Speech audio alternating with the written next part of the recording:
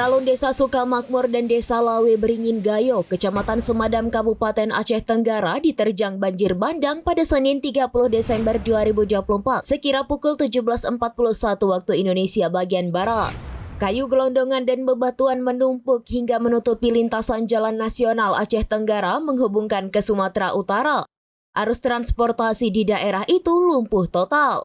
Seperti diketahui, sebanyak 6 rumah di Desa Sukamakmur, Kecamatan Semadam pada Rabu 26 Desember 2018 sekitar pukul 21.30 waktu Indonesia bagian Barat diterjang banjir bandang. Akibatnya 2 rumah rusak berat dan 4 rumah rusak ringan.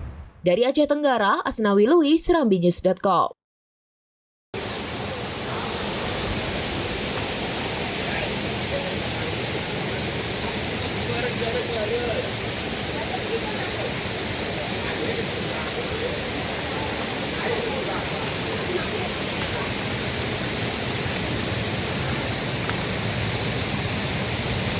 Jalan nasional putus total.